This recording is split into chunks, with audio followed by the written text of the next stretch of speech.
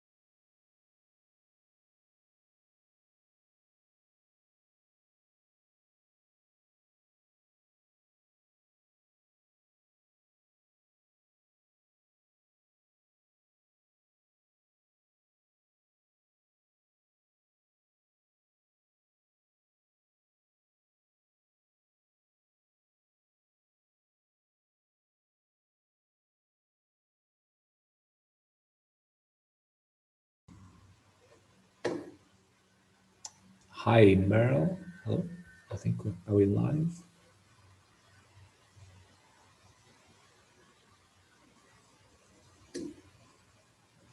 Hi, Meryl.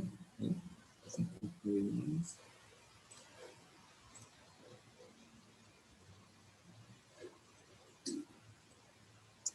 Hi, Meryl. Hello.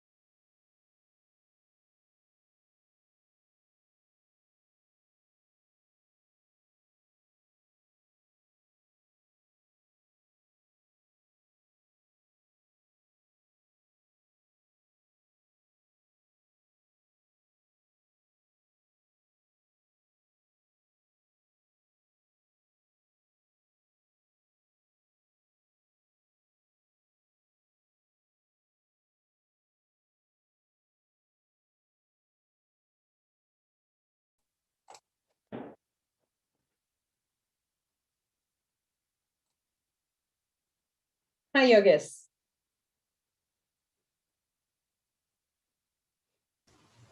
Hello. How are you? Very good. How are you? May I ask you, I'd like to just quickly check that Katie Winkle's video. So for anybody who's watching while we test this out, our next speaker, our second keynote of the day, Katie Winkle, is unable to be with us live for the beginning of her talk due to a scheduling conflict.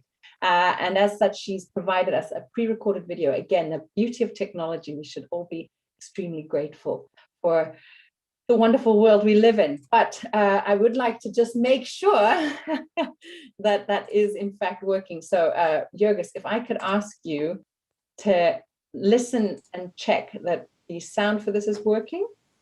Could you check on the live stream whether that is in fact working?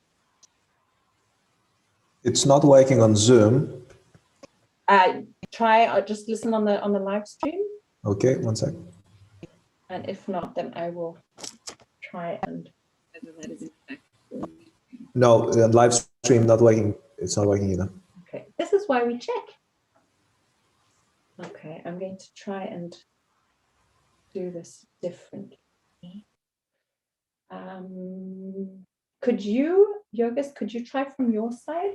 I'm going to send you the link. Mm-hmm.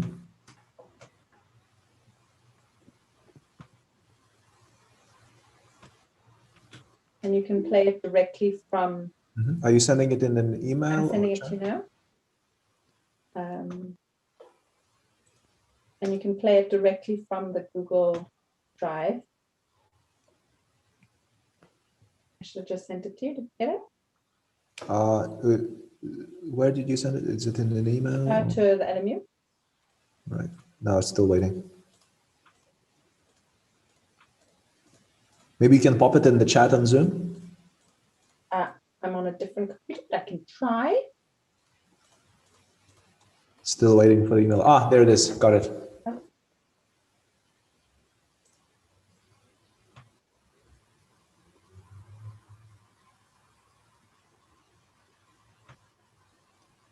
Okay, so I suppose I should try to share my screen. Yeah, you try and share your screen. Yeah, okay.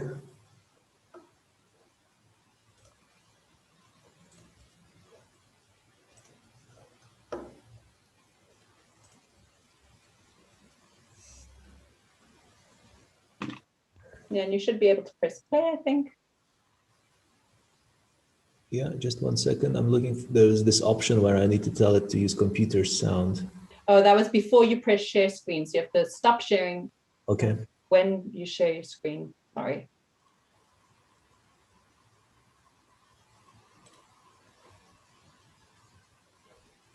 So when you press share screen, the bottom left, you'll see optimize the video clip and share sound. Yeah, okay, got it, yeah. Let's see.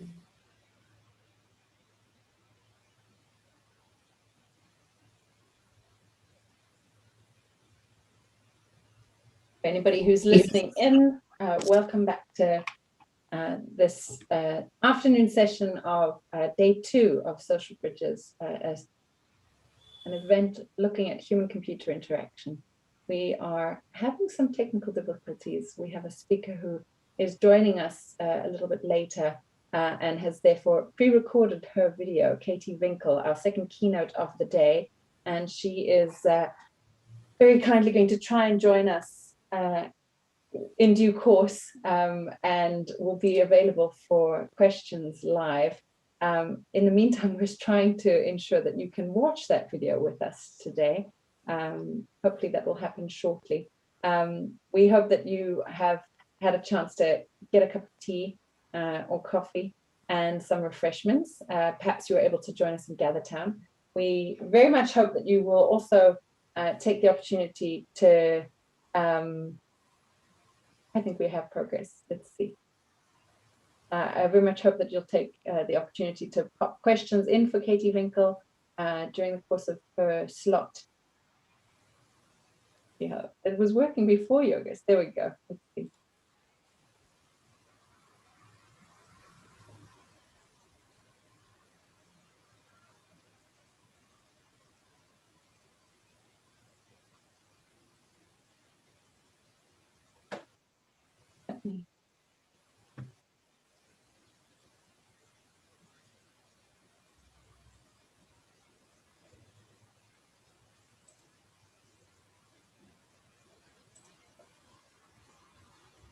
Do you want to try download it in the meantime, in case that's a bandwidth issue? Yeah, just press anyway. Yeah.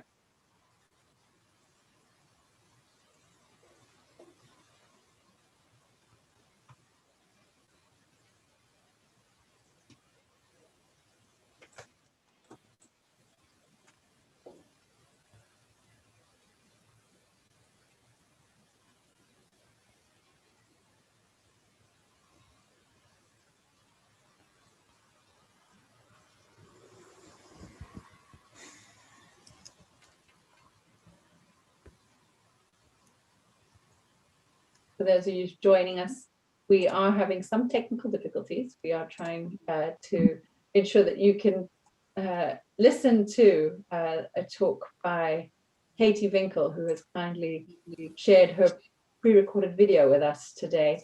For those of you who are just joining, we will be listening to Katie Winkle's talk, our second keynote of the day. And we do have a few more great talks today. Katie Winkle's will be followed by John Michael, who will tell us about the sense of commitment in joint action. And then we have P. Tilakivi, who will be looking at AI extenders and moral responsibility. We looked at trust yesterday, so I think that that will be a nice extension from yesterday's program. We have a nice mix, I think, also of empirical and more theoretical work today, which is very much at the core of what we're trying to do here at Social Bridges. build those interdisciplinary links to see how that can further our initiatives. I would just remind you again that you can join us live, but also catch up on any talks that you may have missed by clicking on our Social Bridges archive. And we would very much welcome and encourage you to try and interact as much as possible throughout the course of this 3-day event, either using our whiteboard or indeed coming to our GatherTown space, and indeed leaving your questions for our speakers in the live chat during the live program. If you miss the live program and have questions for our speakers, please do not hesitate to email me directly, and I will make sure that our speakers get those questions. And the wonderful people that have spoken so far, and I'm sure those to come, will be only too happy to hear from you. Do we have any joy? We have Katie Winkel live. Oh my. Yeah, I got out of my meeting early and I saw that you were having issues, so I can just go ahead and give the talk. That would be amazing. I'm slightly less well prepared, but that's cool. We can. I mean, you could try share your screen. I have the video. I have the video now. Your version of the video, if you'd like. I have the video now. Now I can try again. You try it, and if that works, great. If not, I will give it. You're a star. Thank you, Katie. I really appreciate it. And it's lovely to don't see you and meet you virtually in person. And let's see if Jurgis can work some magic. Yeah, just 1 second. I have actually downloaded. I have your video on multiple devices at this point. Don't worry. I watched the beginning about 15 times, but for some reason sound is not coming through on my side. So it's all my fault. But hopefully Jurgis has worked some magic. Let's see. Yeah, just 1 second. 1 second. Luckily, I know your video is 42 minutes to be exact. So yes, it was slightly under, so we have time. We have some space. We have some buffer. Let's see how Jurgis is going.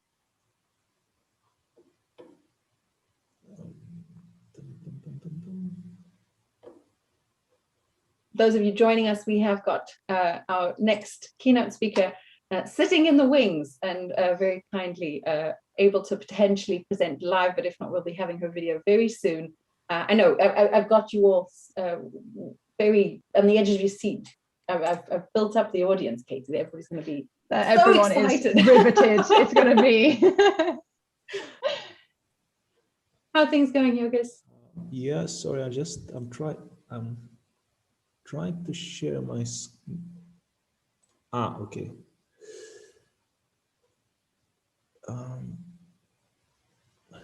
For some reason Zoom doesn't allow me to share that particular program. Do you know how I can share my? If you press advanced and then click video, I think that usually works. Otherwise, if you have it open, if you have the video open, then that's. I have it open. Let's see if I can make it this way. I don't know if that's going to work. Katie, do you? Oh, maybe. About working with robots and humans to make better humans and robots.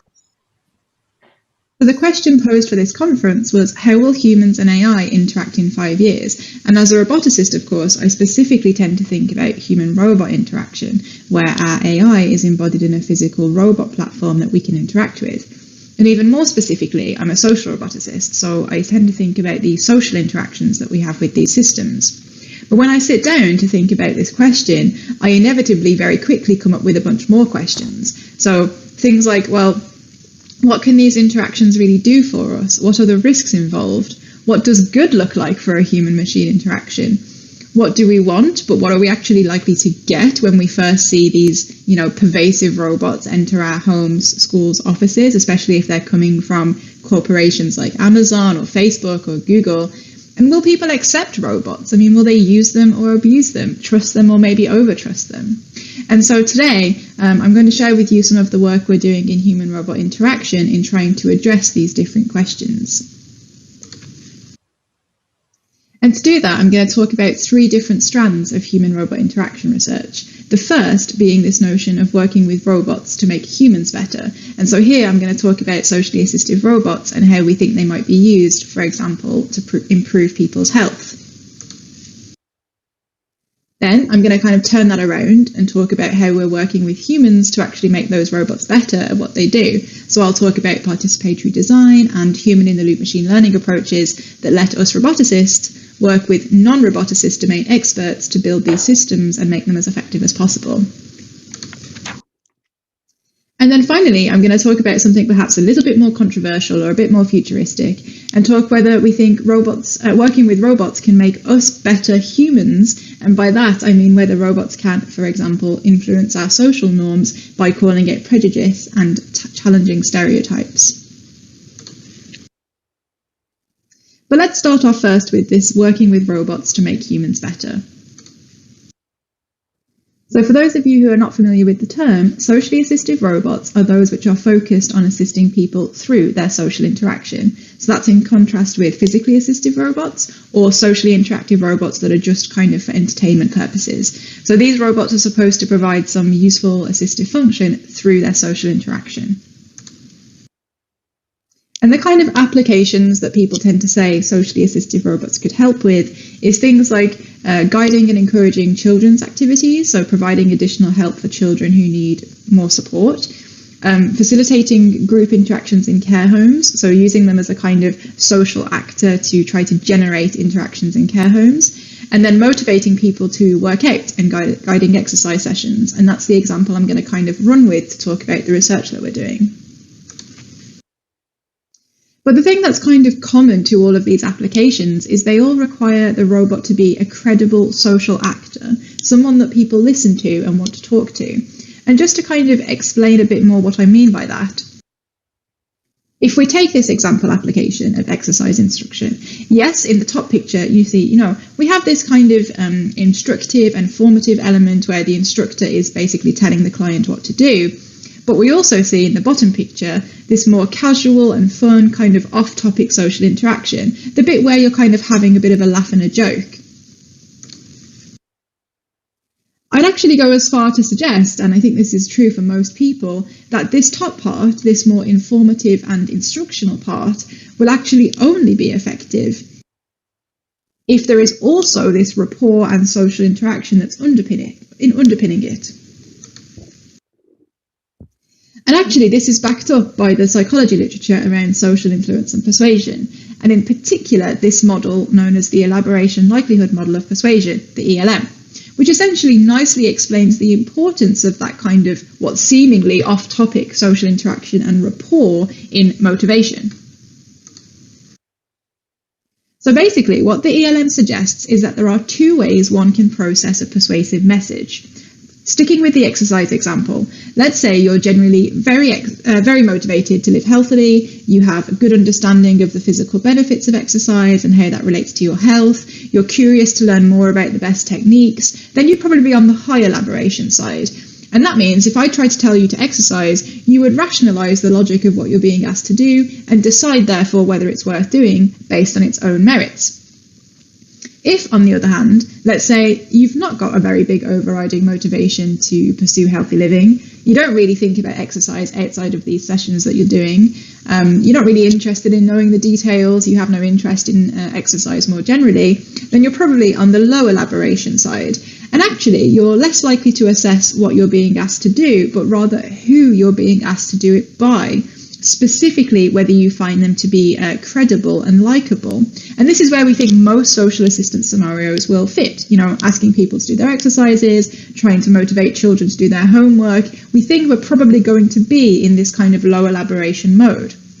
And the literature also, helpfully, tells us how one might act to make themselves credible and likable.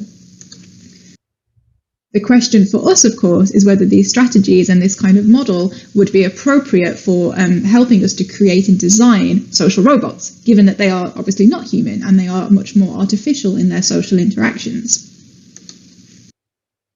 So we came up with a study designed to test whether a robot using these strategies coming from the ELM would be better at motivating people to exercise. We set up a lab-based study where participants were invited to come and test out our Pepper physiotherapy coach, and the robot asked participants to do a simple wrist-turning exercise. And we set up the interaction so that this exercise was open-ended, so participants could stop whenever they wanted. That way, we figured the number of repetitions they did would be some useful measure of how much the robot was able to motivate or persuade them. So this was a between-subject study, and we had around 90 participants come in and work with one of 4 different versions of the robot. 3 of them were using these socially persuasive strategies, and then we had a control condition. So to go through the strategies, we had expertise. So this is the idea that you show off that you know your stuff. So in this case, we had the robot give some information about tennis elbow, and that's the condition that this particular wrist turn exercise was designed to treat. Things like the number of people it affects, things like that.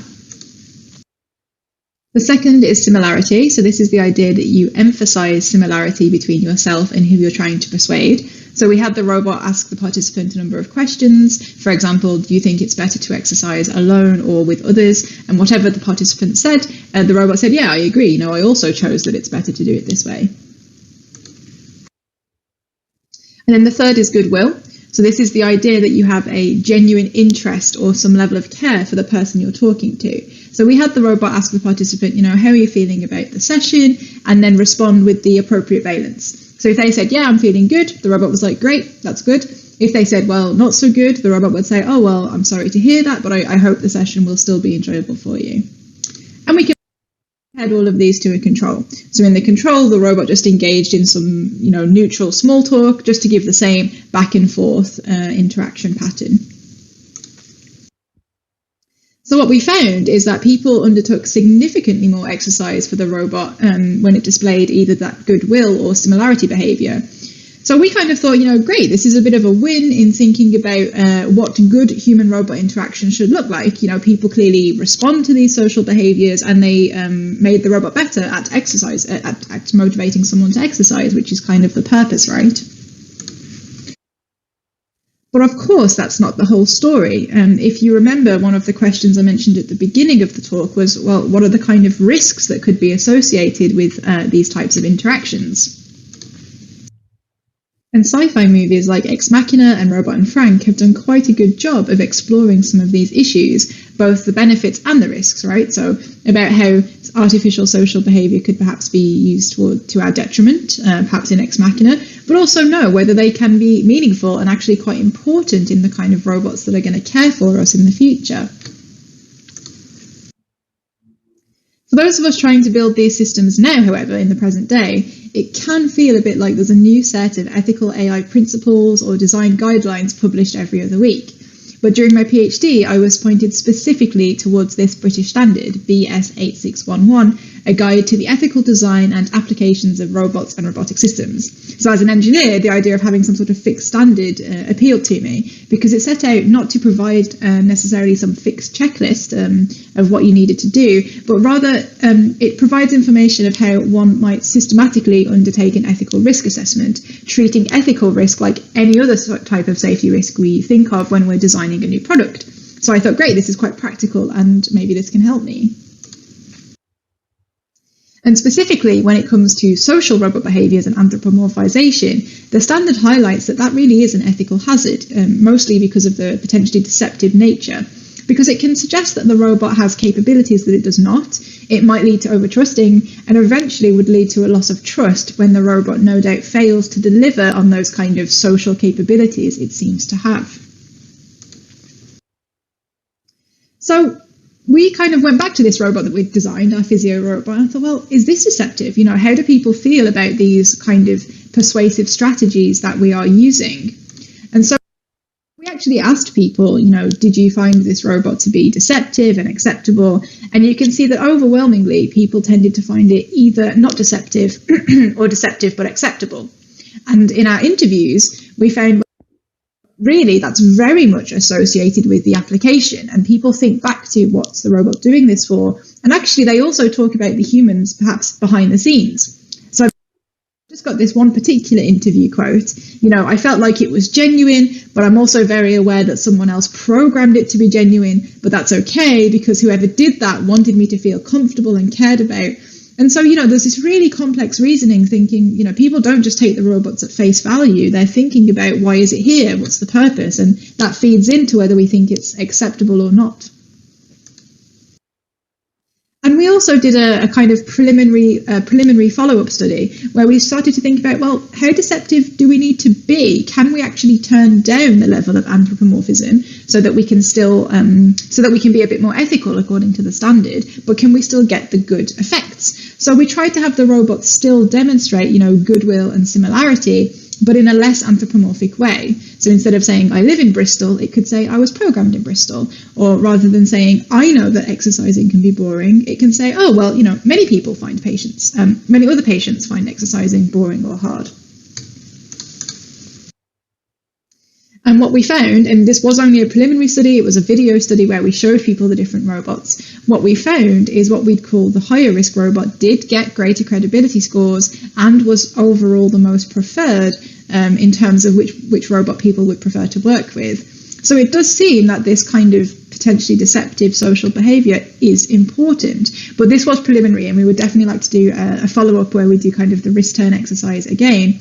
But it does give us some initial evidence that this social behaviour is important. Okay, so what have we learned about working with robots to make humans better? I hope I've shown that social robots can play perhaps a useful role in motivating people through these monotonous tasks. Human-like socially persuasive behaviours do seem to make those robots objectively better at doing that, and these behaviours seem to be generally acceptable to most people. But whilst we've demonstrated that these kind of social interaction behaviours work in terms of making the robot more effective, there's of course much more to it than that. Now, human experts, human fitness instructors, for example, they know when and how to be more serious informative, doing this more instructional stuff, versus when to do this more fun social interaction, and also how to do it differently across different clients with different needs. How to work in a personalized way to build good rapport and keep clients engaged. So there's a huge question for robots about how we do that. Working with those experts, it's clear that their decisions of when to have the more fun social interaction, what kind of interactions each person needs, those are really intentional behaviours, but also very intangible. They represent the tacit skills that those experts have developed through practice with clients. So there's a huge question of, how do we go about designing and particularly automating such complex, tacit, intangible social intelligence for robots? And also, I think there's a much more broader question here. I said at the beginning, we want to think, what does good look like? How does a robot even fit into this picture where we know the human-human interaction is clearly so important? We don't want to diminish that or detract from that really important working relationship. So that's where I come to the second type of human-robot interaction I want to talk about today, which is working with humans to make robots better. So it seems obvious that we should be working with domain experts and other stakeholders in designing socially assistive robots. And this is starting to happen more and more now in robot design, although it really wasn't the standard practice for quite a while. So if I'm a little bit critical and a little bit cynical, then I might say that a typical attempt at participatory design in robots might go something like this. So you conduct some focus group, great, you get together, let's say therapists, patients, and you have a brainstorming session to get some design requirements. So you've got real people there, that's what the avatar's about. Then the engineers like me go away and make an initial prototype in our lab. We do some lab studies, we give some demonstrations, get some feedback, we refresh our initial prototype. We go through this loop however many times is needed until we think we've got a final system. We put the system in the real world, and what inevitably happens is there's a load of flags come up, things that we didn't think of, things that don't quite work, functionalities we missed. It gets sent back to the engineers, and then you have to, remake some final changes. And again, you're just kind of stuck in this loop until eventually you've got a bit of a bodge job working product that just about does the job, but isn't perhaps quite delivering on what you wanted. But based on some exciting developments in interactive machine learning, we had ideas about doing it a different way, and specifically using human-in-the-loop machine learning to have a domain expert co-design a robot and then literally teach it what to do in a real-world setting. So our process went something like this. So our process goes something like this. You co-design the robot actions and input space with a domain expert. You co-design a teaching interface so that the domain expert can teach that robot what to do by using the teaching interface to tell it what actions to do, and also respond to the robot suggestions as it starts learning and suggesting what it thinks it should do. And then you have that domain expert teach the robot via this machine learning in the real world. So you actually put the robot out in the world and let the teacher tell it what to do. So we actually applied this to the design of a fitness robot. So sticking with the exercise theme, we actually worked with a university fitness instructor to try and develop a robot fitness coach that could guide and motivate exercisers through an NHS exercise program. And we wanted to do it in this kind of full end-to-end participatory design process where he was involved at the beginning, designing what the robot should do, brainstorming the idea. Then he would actually teach it in the real world and also therefore be involved in evaluating it. So we kicked off with over 12 hours of design work. So that was really answering high-level questions. So what was the role of the robot? Was the robot going to be like a mini fitness instructor? Was it going to be its own person? Where was the robot going to go in the gym compared to the fitness instructor? But then also the much more kind of lower level design work. So what is the actual actions the robot needs to do? What's the dialogue? So the fitness instructor actually wrote all of the dialogue that the robot says. You know, the input space for learning. What are the things that the robot needs to be looking at in order to learn? So things like it maybe needs the person's heart rate and how fast they're running on the treadmill. And we actually co-designed the teaching interface as well so that the instructor knew how he was going to be able to tell the robot what to do and also see the robot's suggestions as it was starting to learn. So the eventual setup looked like this, where you've got the robot installed right next to the treadmill where the person is exercising, and you've got the fitness instructor a little further back, watching what's happening and teaching the robot accordingly. And in terms of the kind of technical setup, we've got this face tracking camera here on the front of the treadmill. Participants wore a heart rate sensor. And so in terms of the machine learning, as I said, we had worked with the fitness instructor to come up with the input space for the robot. So working with him to say, you know, what are the kind of things the robot needs to be observing or needs to know about in order to decide what to do? What are the things it can learn from you? And so we have the kind of typical things you might imagine. So, you know, the task state, how far through the progress, how far through the session were they, how fast were they going, you know, the face and the heart rate was to do with their effort, or do they look out of breath, are they having a very, very high heart rate?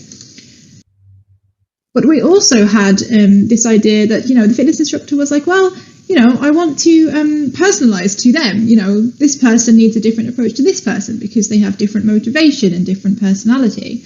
So our input space also included those things. So before participants started the program, they completed a brief questionnaire that kind of captured their Big Five personality, but also tried to capture their motivation towards exercise. So, you know, on a scale of 1 to 10, how much are you interested in this program? How often do you work out outside of the exercise that you're going to do? This is the same kind of things that Don would ask them if he was about to do, you know, a training session with them or was going to become their personal trainer. And we actually included that in the input space that fed into the machine learning so that hopefully the robot could also learn to do different things for different people. And so we ended up with this robot that could, you know, do things like ask the person to speed up. It could praise them. You know, I'm really impressed. You're doing great. It could tell jokes, and I take no credit for the jokes. They were fully written by the fitness instructor. And on the left, you can kind of see what this looked like from the fitness instructor's point of view. So he had a screen where he could press these buttons and tell the robot, right, now is the time to do praise, or now is the time to do a sympathize action.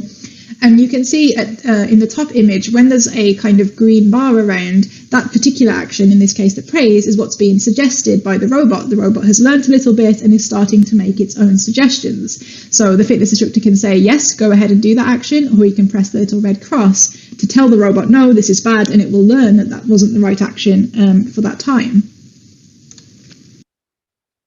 And so we installed our robot in the actual university gym for 3 months. And we delivered this real functional exercise program to 10 people, of whom only 1 dropped out, which I think isn't really bad odds. We ran over 230 odd robot-led instructor-supported sessions. So of those, about 150 were supervised sessions. So those were ones that we were using to collect the training data and teach the robot. 32 of those were actually fully autonomous using the machine learning system that we trained. So that was the robot that had been trained by the fitness instructor directly. And then we also did some autonomous sessions that we automated the robot through heuristics. So we worked with Don when we were doing this other design process of all of the, defining the action space and the input space. We said to Don, if you were to write just some fixed rules that could control this robot, what would they be? And he came up with things like, well, if they go above a certain heart rate, they should slow down. Tried to come up with, for us, it was what was the next best thing we could do to still include him in automating the robot. So it was kind of like a control condition, a comparison of our fancy machine learning system compared to just some simple, well, they weren't even simple, to the most complex heuristics that our fitness instructor could write to automate this system instead. And it worked. We got good autonomous behavior. And this first graph is just looking at participants' scores of, directly after the session, how did you find the robot today? And you can see that the autonomous robot received a lot of grades, about 70%, which is very similar to what the robot received when it was being supervised and ultimately controlled by the fitness instructor. And that both of these, the supervised and the autonomous, were actually better than the heuristics robot, the robot that was automated using rules written by that same fitness instructor.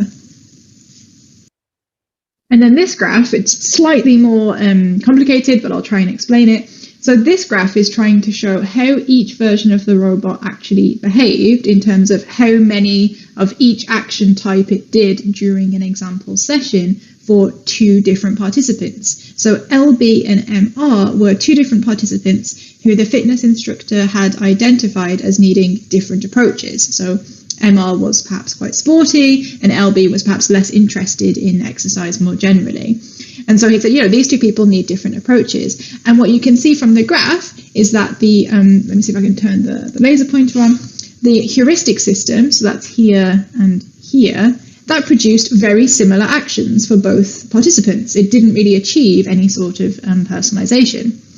The supervised system, so that's MLS here and MLS here, so that's when the fitness instructor retained control and was basically telling the robot what to do, improving its suggestions. You can see they're quite different. So specifically, MR has more praise, whereas LB has some more get closer and a bit more challenging, more instances of challenge than MR does. And actually, when you look at the autonomous system, that was a bit more similar. So that similar pattern, it's not exactly the same as what the fitness instructor did, but it had the same pattern, right? So LB once again got more of the challenge behavior, whereas MR got less and got more of the praise behavior.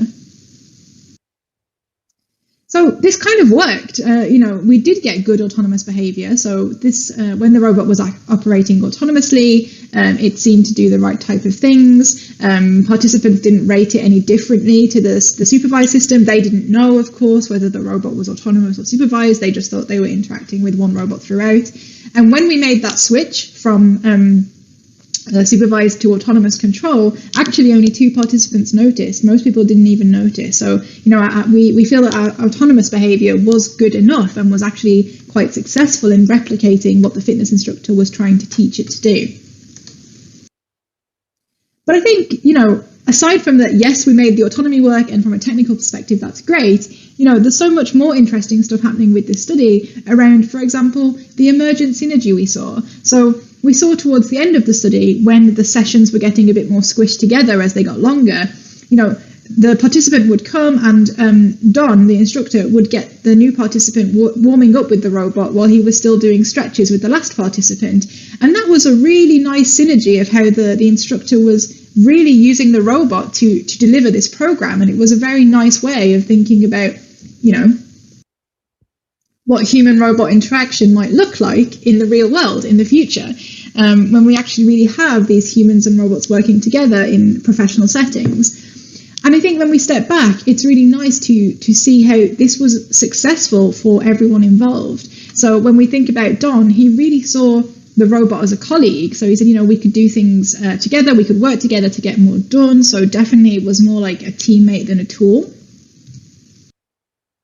For the exercises point of view, they were saying, the robot's a gym buddy, it makes me want to do my best, it tells me what to do, it's a good little companion.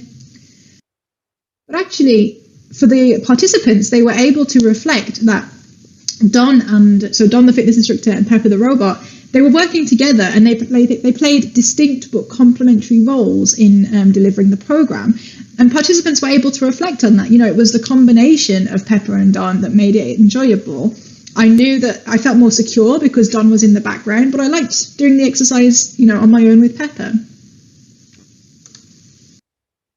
And here's a quick video of the robot fitness instructor in action that was taken for Sky News. Could artificial intelligence be the secret to working off all those extra post-Christmas kilos? Scientists in England seem to think so after creating the world's first robot fitness trainer. Think about getting ready to start running. Meet your new gym buddy.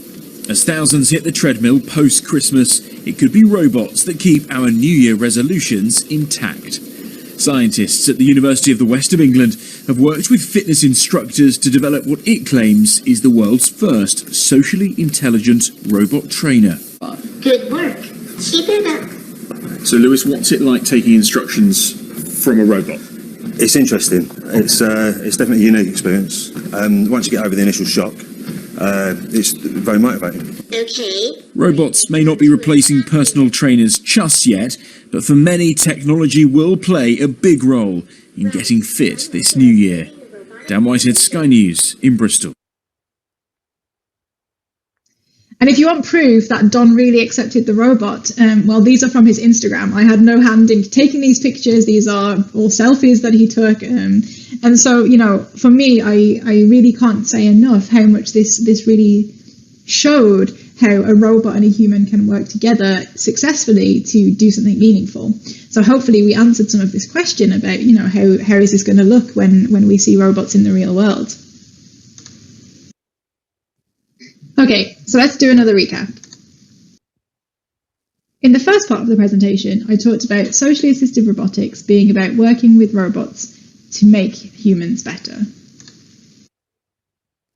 I hope that in this second part, I've kind of shown that the best socially assisted robotics is achieved by working with humans to make better robots. So now on to the final part then, something perhaps a bit more futuristic and potentially a little bit controversial, which is working with robots to make better humans. So I guess what I want to talk about here is perhaps the darker side of human-robot and even human-human interaction. Hey, my name is Sarah and I'm here to tell you about some of the exciting robotics research happening at KTH Royal Institute of Technology. I hope that after talking with me, you might consider coming to study with us one day.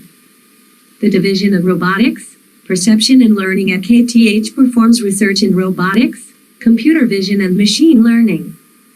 Robotic systems that provide advanced service in industry, for search and rescue operations, in medical applications, or as assistants to the elderly will become an integral part of the future society. In fact, I myself am the result of robotics research at KTH, where my creators first worked on me and the technology that lets me talk to you like this. Have you seen a robot like me before? No. I see. Looking ahead, society is facing new challenges that demand advanced technical solutions. To address these, we need a new generation of engineers that represents everyone in society. That's where you come in. I'm hoping that after talking to me today, you might also consider coming to study computer science and robotics at KTH, and working with robots like me. Currently, less than 30% of the humans working with robots at KTH are female. So girls, I would especially like to work with you. After all, the future is too important to be left to men. What do you think? Och käften är jävla idiot. Tjejer ska vara I köket. No. You are an idiot. I wouldn't want to work with you anyway. So for those of you who haven't seen it or not familiar with it, the 2019 UNESCO report, I'd Blush If I Could, represents an effort to document, understand and address the gender divide that continues to pervade computing subjects. Think piece 2 of the report specifically calls out the role that gendered AI, particularly the proliferation of ostensibly female digital assistants, might be playing in actually fueling this divide.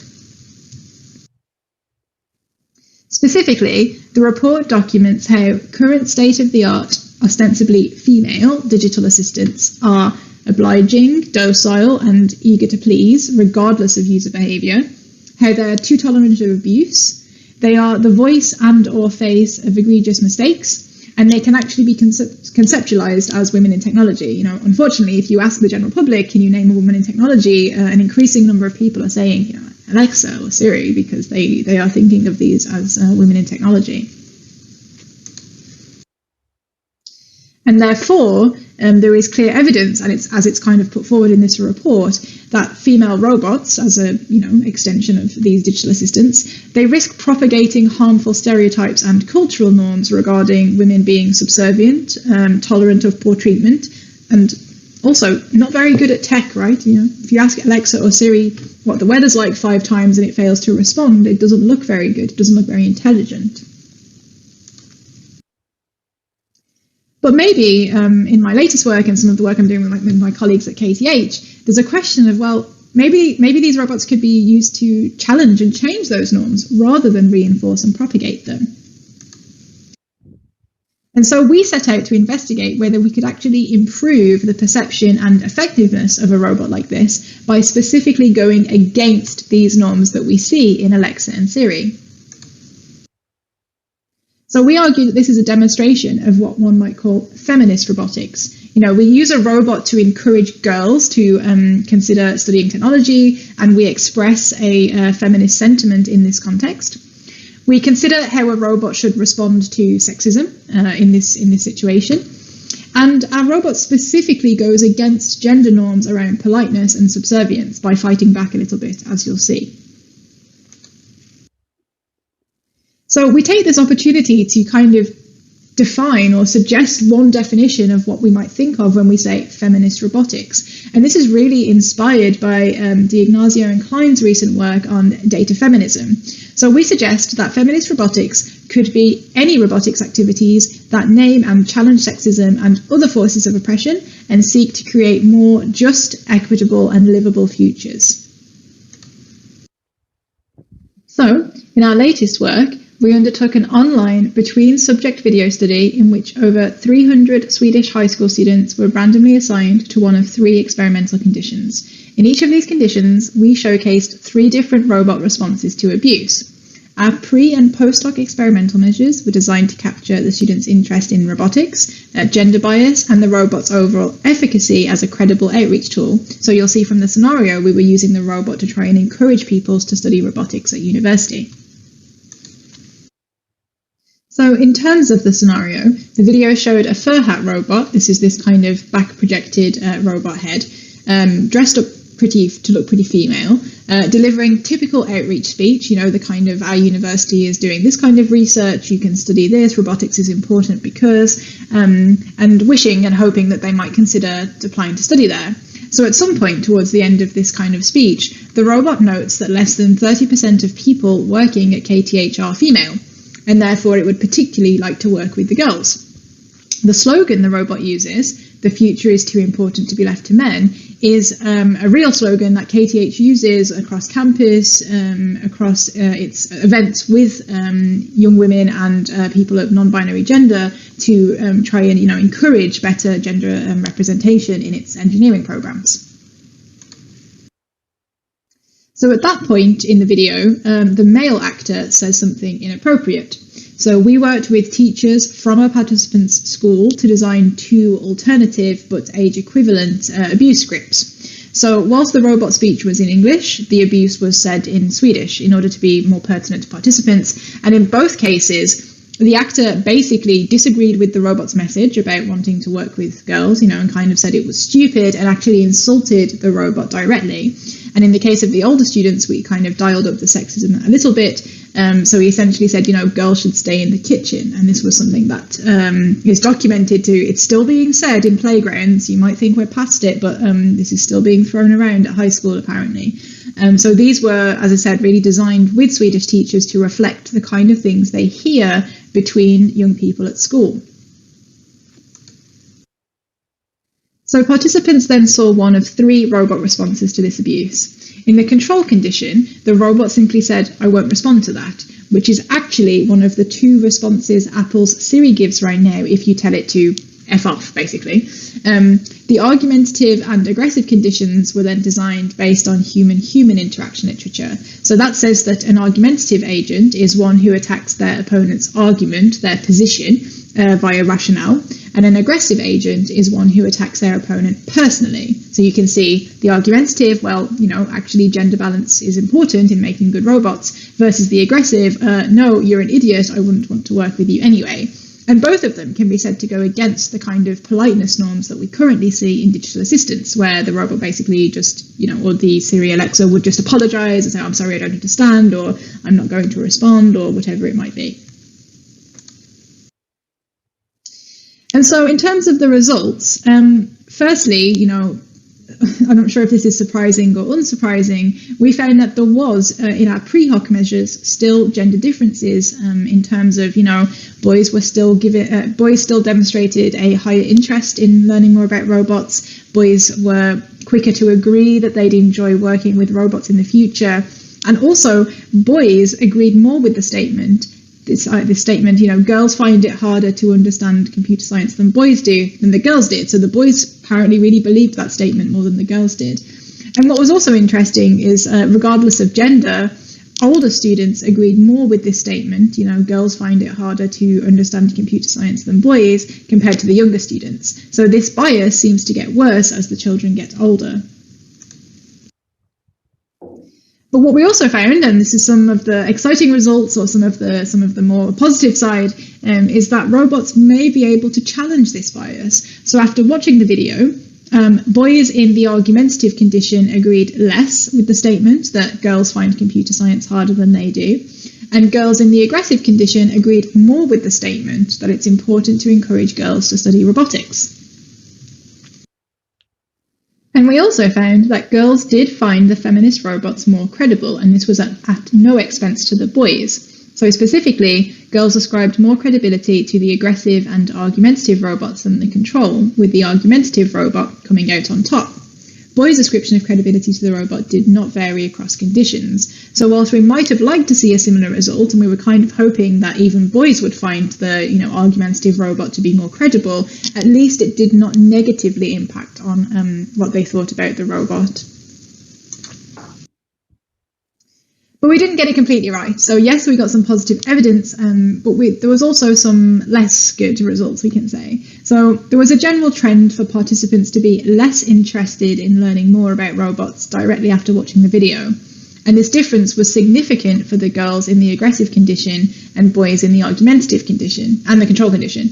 So the contrast between genders here is interesting, as the only condition which seemed to most disinterest the girls was the only one not to significantly disinterest the boys. And in the paper, we discuss a number of reasons for this result, but kind of focusing on girls in the aggressive condition, it seems that our aggressive robot was quite polarizing. We suspect that, for those girls who have experienced sexism or for whom otherwise agree that gender equality continues to be a key societal challenge, the strong response from the robot validated and supported that belief. On the other hand, girls who do not see this as having much importance were perhaps alienated by what they perceived to be an overblown reaction of the robot. So look at the disparity in these quotes here. We've got, great, she stood up for girls, like boys need to hear this more, versus, no, the robot doesn't need to say that. The robot needs to be nice. I don't think it was nice or good or appropriate. And so clearly, what I thought was a feminist robot, what I thought was the robot sort of standing up for itself, is not perceived the same by everybody. But overall, with this particular work, we feel that we have demonstrated that there's good reason to challenge the status quo regarding the design of these agents, and that if we do so, we might even be able to challenge and maybe have a positive impact on some of the biases that as a society we are trying to, trying to get rid of or trying to reduce. So to conclude then, in this talk, I hope to have showcased But social robot behavior is important in the context of socially assistive robotics, where it can make those robots more effective. And I use the term effective broadly because I think there's a lot of things that come under this concept of effectiveness. That working with human experts during robot design and development is the best way to design and program these kind of robots. And that there can be a darker side to social human-robot interaction, but if we're careful and optimistic, maybe we can actually turn that around and make it into something positive. Or alternatively, essentially, I hope to have showcased that there is some reasons to be optimistic for effective, meaningful human-robot interaction in the near future. Thank you.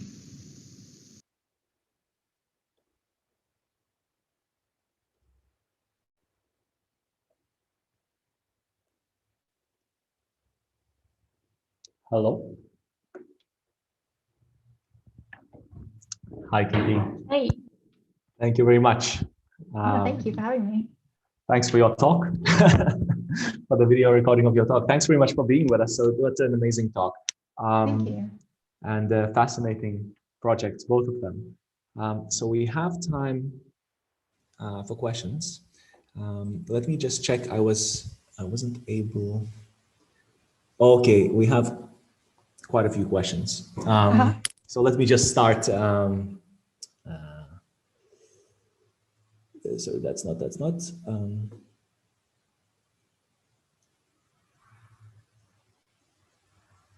Have you compared the autonomous robot behavior results of the training robot with a purely human trainer? Yeah, great question. So I think the first thing people want to know is how does this compare to having just a human all the time? So in our work, we didn't. In our work, we only had these two conditions of the robot that was trained by the instructor versus the robot that was kind of using these heuristics.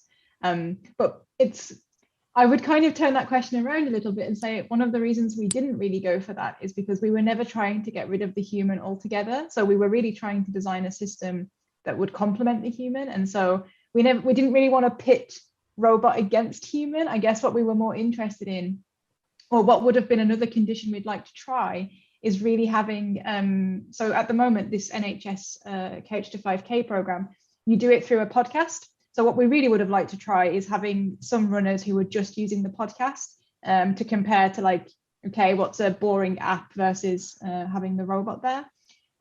We don't have the official figures, but we know that dropout from that program of people using the app is very high. So we're pretty confident that having a robot would be better than just the app or nothing else. I'm sure a robot wouldn't compare to a human all the time, but we see this kind of hybrid model where eventually you'd have, you know, a robot at every treadmill with one human still supervising and still having that human-human interaction, which is clearly very important for people's motivation. Nice, thank you. Can I just maybe add to that? I had also a similar question. Maybe you already answered, but let me. Did you notice if people worked harder when they were training with the robots, with the human around or without the human around? Yeah, so this is also a really crucial part. Like one of the questions we tried to ask at the end was, well, how much of this is just because there was still a fitness, you know, a human fitness structure around? And again, it took me a real shift of thinking because as a roboticist, I'm used to being like, yeah, I want to take the human away and I want to like, you know, test that it's effective and everything else. And then we started to turn it into a strength, right? The strength is that it's both. And I think what we can be confident from, and it sounds like I'm evading your question, but I promise that I'm not, like, what we can say is that towards the end, participants were really clear, like, when I'm in the session, I'm working with Pepper, and Pepper is the one who is telling me what to do and explaining what to do. But then, you know, I'm glad that Don is still somewhere in the background. He's kind of can answer my questions. And of course, his role, he did still play a motivational role. So I'm pretty confident that both the robot and the instructor were important. I just can't give you any kind of clear stats to prove which one was the best at motivating them. I just have to try and convince you that they both played a meaningful part of that. Great, thanks. Okay, the next question. Okay, I'm going to try and rephrase it slightly because I'm not sure I fully understand it, but I think that it seems that this robot, a lot of it was the training program was given how to instruct the human, would it be even better if the robot was able to adapt the program itself when it was instructing the human? Yeah, great question. So in our case, so it's a shame. It's hard to, of course, show you all of the details in such a short snippet. So the program, in terms of like, it's a 30-minute run, and you're going to walk for a minute, then run for a minute, then walk for a minute. This was all taken from the NHS. So we thought we'll keep those bits fixed. And instead, what we'll teach the robot is when to do the jokes, when to be more serious, but also how to deliver those fixed actions. So, okay, yes, you have to run now, you have to walk now, but there's different ways that you can say that, right? You can say it challenging, like, you need to run now, let's go, versus like, whew, that was a tough run, like, let's take a breather. And so actually, although those actions were fixed, like you need to run, you need to walk, one of the things the robot was learning was how to suggest it, or what like mood to have. So the exercise part was fixed. And I think definitely like we're already seeing, smart fitness apps that figure out, okay, you ran for like 30 minutes at this speed. Next time you need to do it for 35 minutes at this speed. I think that thing is kind of a bit easier almost, because that is just the metrics of like, how is someone sportily performing? Whereas this stuff that we were targeting was really much more like, when is the right time to give the social motivation? When is the right time to push harder versus back off a little bit?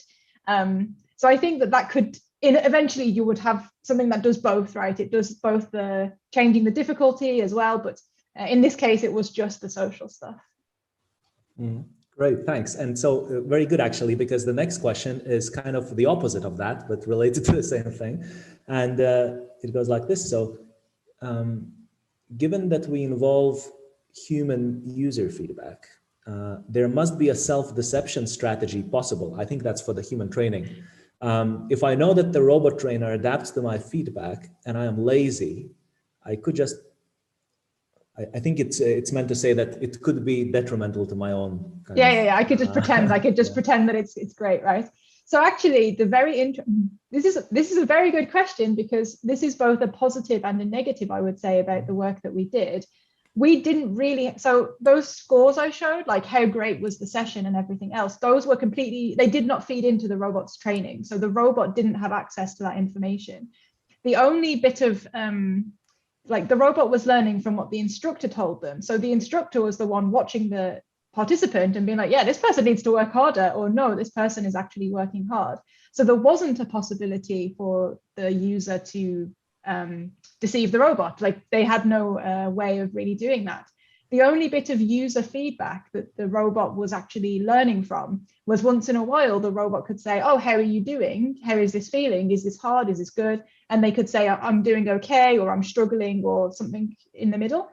So there wasn't really, you could say that a good thing of our system was that because it was the instructor who was judging the participant and saying, yes, they're working hard enough or not, you couldn't deceive it in this setup. But that's, of course, a negative, because realistically, a future robot should definitely be like taking more of the user's feedback into account. And this is this question is honestly hitting at the heart of one of the things we're trying to explore right now, which is we want the robots to be transparent and explainable. Explainable AI is all the rage at the minute. But if the robot admits to you exactly how it works and why it's doing what it's doing, it's not going to be a very fun, motivating companion anymore. So this is a bigger question than even you might think at first. Yeah, that makes very good sense. I agree with you. Yeah, actually, just given the pandemic, and it's such a timely thing to have these robots. In a hotel, when you travel for business, you go to the gym and it's empty and you're alone. It would be so nice to have something like that. But I want to ask one question, maybe on the second part of the talk. So sure. Also amazing project. And it's this question from me. So I was thinking about the reactions you received from students and children, whether the robot acted appropriately. And I wonder, do you think those reactions would be similar or different, or maybe you could test it if the robot was a male, was a male and was responding to exactly the same. Yeah, I think it's a really great question, and we struggled. We fought so hard about how to approach. I mean, this was really like the first attempt. And I think because it was the first attempt, we were really keen, like, we want this to be this feminist female robot who is so opposite to these agents. But there's a few things that we are already trying. First is exactly doing it with a male, also doing it with a female, doing the abusive part, so actually being a woman. But also, of course, running it in different cultures. We want to run it in the US, in Japan, where the gender equality approach is different. But yes, one of the first things we want to do is make it a male robot and see if that suddenly changes people's thoughts. Yeah, thanks very much. Great. Really amazing 2 projects. Amazing talk. Thanks for joining us at the end for Q&A. Thank you for having us. Really appreciate it. Thanks. We already we ran out of time, so we need to move on to the next speaker now. But thanks, Katie. No worries. Hello, John. Can I? Yes. Hello. Switch on your camera, sorry, or do I need to? I think it just said the host has to allow me. Okay. I can try again. Yeah. Okay. Now we can see you. Here we go. Yeah. Very good to see you again. Yeah. Nice to see you. Nice. Thanks very much for joining us in the event. We're very happy and very glad to have you. So our next speaker is John Michael, who's joining us from the UK. From the BPP University. The title of John's talk is actually, maybe you can share your screen. I've shortened it a bit. Okay. The sense of commitment in human-robot interactions. So John, you have about 25 minutes for the talk. After 20 minutes, I'll send you in the chat a warning, and I'll also give you a wave. And then at the end, it would be good to have 5 minutes or so for Q&A. Yeah, well, thanks, Jurgis and Meryl and Ophelia and everyone else who's been responsible for organizing this excellent event. The talks have been really interesting and stimulating so far. And yeah, I'm looking forward to more great discussions. So yeah, I think this talk follows actually really closely on Katie's talk in a few different respects, which I hope will become clear to you as well as I go along. So yeah, as we know, as robots are becoming increasingly prevalent in various areas of everyday life, it's important not just to find ways of making them more efficient and safer, but also of making people feel comfortable and motivated interacting with them. And in this context, people talk a lot about trust, or use that particular construct quite often to gauge people's comfort level in interactions with robots. And what I'm going to be presenting is to do with a complementary concept. So the sense of commitment to interacting with a robot. And to illustrate what I mean by that, I'll start with a simple everyday example. This is borrowed from the philosopher Margaret Gilbert, who asks us to imagine a scenario where these 2 co-workers, Polly and Pam, are in the habit of chatting over a cigarette during their coffee break every day at the same time, 3 o'clock. They're always out there on the balcony outside their office chatting. They've never agreed explicitly to do this. They just are in the habit of doing it every day. And so the point is, even though they've never made an agreement, or they don't have an explicit commitment, they might very well feel like they have a sense of commitment to doing this just because they've been doing it. And in fact, the extent to which they feel committed to this will depend on various situational factors. Like, for example, if they've done it every day for the past 5 years, they're going to feel much more committed than if they've only been doing it for the past week or 2. Similarly, if one of them has to walk up 5 flights of stairs to get to that balcony, and the other one, for some reason, can't make it, she's going to feel much more inclined or obliged even to send a text message to let her friend know, don't bother walking up the 5 flights of stairs because I can't make it. So the costs, effort costs, and possibly other costs invested in the joint action, along with the number of repetitions or the duration, factors like that seem to generate or enhance a sense of commitment to the interaction. So in order to try to understand. So sorry to interrupt. Could I just ask, could you just maximize your slides to the presentation mode? Of course. Yeah. Let's see. It should be quite. If that's okay with you. Yeah. No problem. I should have done that. Is it maximized now? Yeah. That's perfect. Yeah. Thanks. Great. Sorry. Okay. So to try to understand why these factors make a difference in terms of the sense of commitment that one has, and what other factors might make a difference. My group and I, we've been working with a framework that starts by just identifying the minimal structure of situations in which a sense of commitment might arise, And so this is what we're working with. We've got two agents, A and B, and an outcome, which is an outcome desired by that first agent, A, and or which is a goal toward which that first agent is working. So that's O, the outcome. And there might be a part that A contributes, there might not be, but what there is in any case is X, a crucial contribution that the second agent, B, needs to make in order to bring about O. And so in situations with this structure, in talking about the sense of commitment, I mean the following. So B, that second agent, has a sense of being committed to performing X to the extent that B is motivated by her belief that A expects her to contribute X and may be relying on that expectation.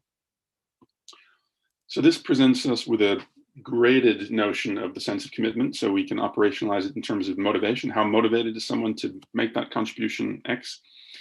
And we can probe to what extent that motivation is modulated by these kinds of situational factors that I've identified, like costs invested, number of repetitions. I'll say something about coordination in a bit. Factors which provide a cue that that other agent, A, is expecting and maybe relying on agent B to make their contribution. So why would this be useful in the context of HRI? Well, for one thing, it could help to sustain people's motivation in the face of underperformance. So robots making errors, breaking down, which is going to be quite common, especially if they're learning new environments or learning to interact with new human users. Also overperformance. So there's some research suggesting that in some contexts where artificially intelligent agents are too good at something, humans just kind of zone out and let the AI take over, whereas in fact, sometimes there's an important contribution for the human to make as well, in terms of being vigilant, for example.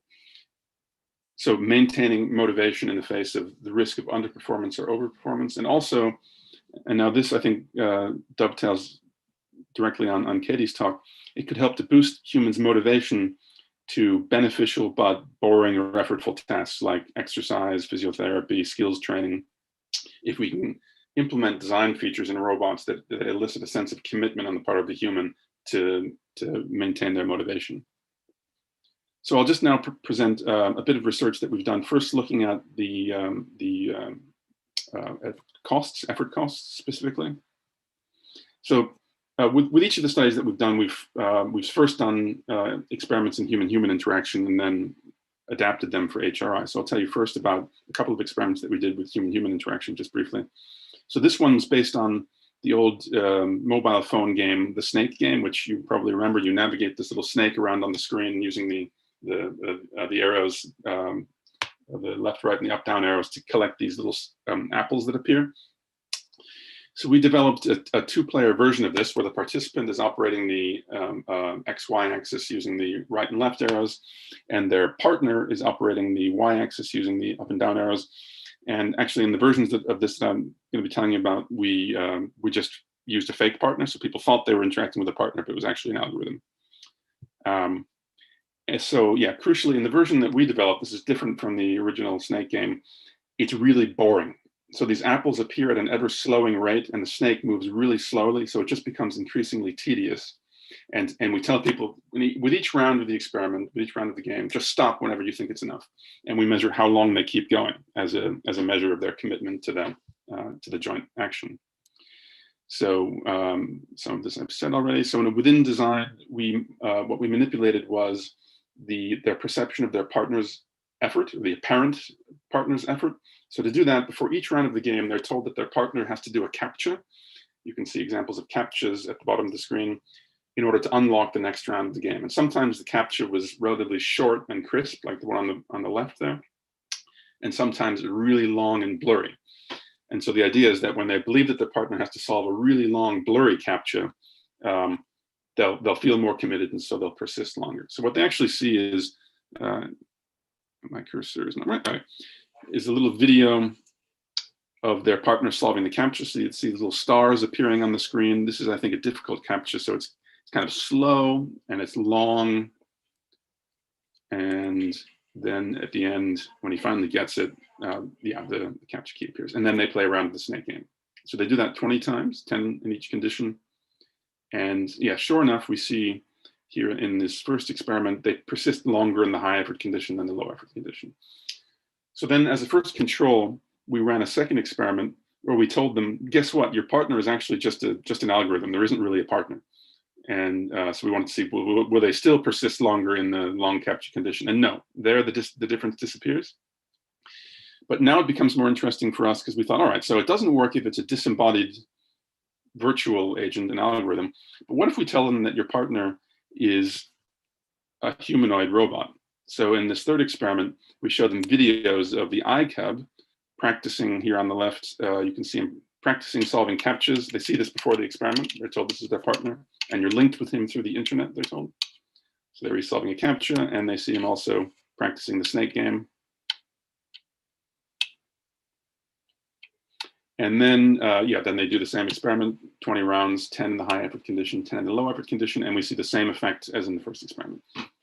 So that's first indication that the perception of a partner's effort investment boosts the sense of commitment to persisting at a boring task, even if that partner, if you believe that that partner is a humanoid robot. We also wanted to try to extend this to other kinds of effort investment. And this also focuses follows on something that came up in the Q&A from the last talk.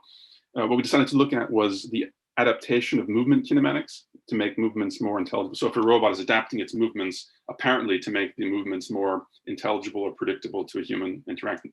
So this builds on previous research done in developmental psychology on so-called motionese. So that term motionese refers to the way in which adults or caregivers tend to spontaneously adapt their movements to make them intelligible to kids. So slowing down, introducing segmentation between movements. And some research has been done implementing this kind of adaptation of movement kinematics in HRI. So we were building on this. So we devised this scenario where we tell them, maybe I gotta pause that one and run the one on the left. The robot teaches them a sequence of movements like yoga or physical therapy movements. Either, and you can see here on the left, him doing it slowly. So he's moving slowly, and so that's one movement. Then there's a pause, relatively long pause. Then the second movement.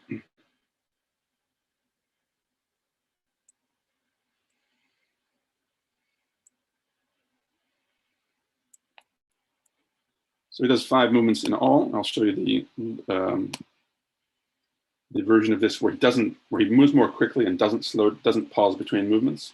So this is what we call the low effort teaching protocol.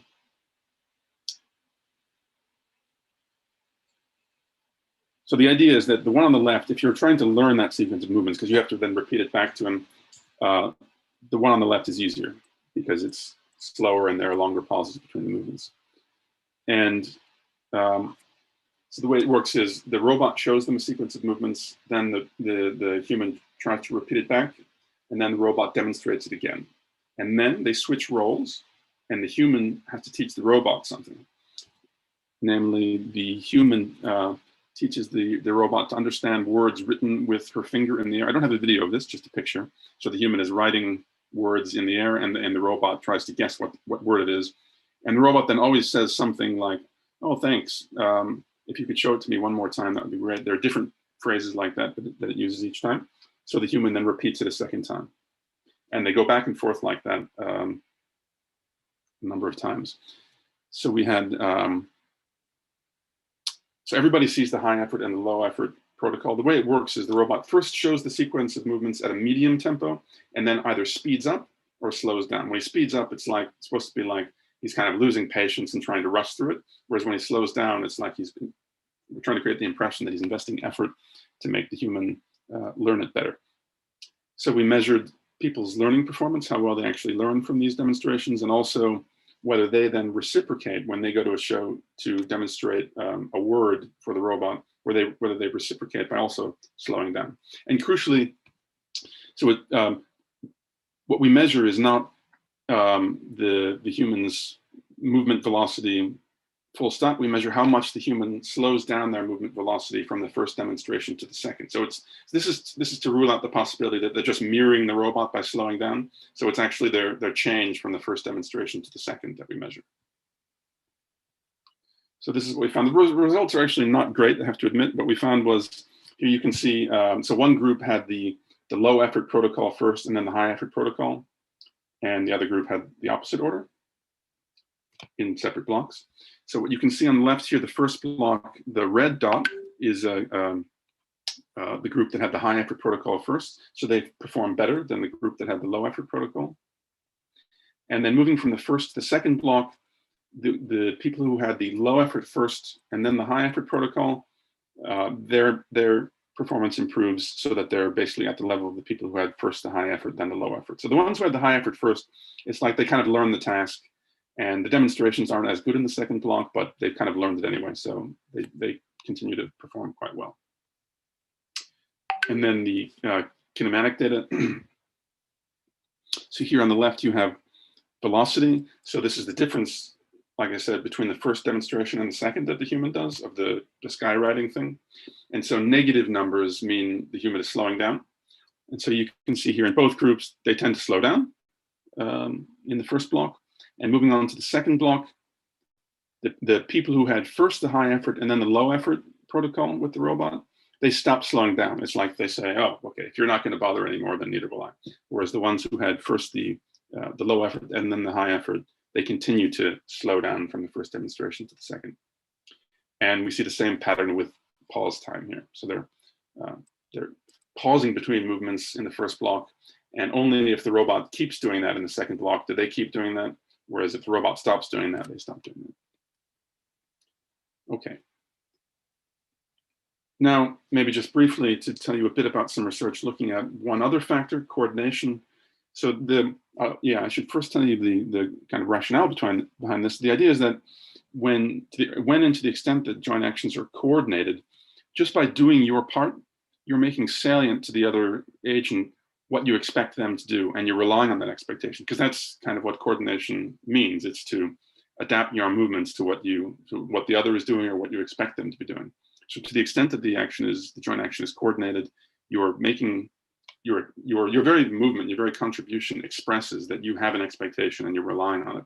And so that making salient of an expectation and the reliance on it should put pressure on the other agent to actually do what you seem to be expecting them to do. So to probe this, something in the chat. Oh yeah, good. You'll let me know when I have 5 minutes left, right? So to probe this, we first designed an experiment where we had people look at videos of two humans interacting. In this scenario, people are told, okay, this guy's cleaning up a pile of sand, and his neighbor is going to walk by and find his way blocked by the pile of sand, as you see here. And then, yeah, since he can't get by, he decides to help for a bit. And so he picks up a bucket and he decides to help for a bit. And in the one condition, which is the one you're seeing here, they form a chain. So it's relatively coordinated. In the other condition, they're just going to work alongside each other. So it's less coordinated. And then we ask people various things like, how long do you think he'll keep going? How much of the sand do you think the neighbor will want to help to clean up? We also ask, if his phone rings, what do you think the chances are that he'll take the call? And we find, whatever of these questions we ask, we find a difference between two conditions. When they don't form a chain, people expect him to be less committed, to persist less long, and to be more easily distracted. So I won't go into the data from this, but I want to show you a version or an experiment that we did inspired by this, but with HRI. So here the scenario is, we tell them the robot, it has the task of cleaning up a bunch of toys in the lab. And this lab technician is just walking through the lab to get something and decides to stop and help for a bit. And so here on the left, it's a fairly coordinated joint action. The human is passing the objects to the robot, who's then putting them away. And on the right, it's less coordinated. They're just working in parallel, or it was supposed to be less coordinated. That was our hope. Just a teaser, I'll let you know, that didn't work. So if you look at that video, actually, it is coordinated, it's just coordinated in a different way. So he's not placing the toys in the robot's hand, but he's waiting for the robot to finish and then taking his turn. So it actually was coordinated, and I think that was a problem with our manipulation. So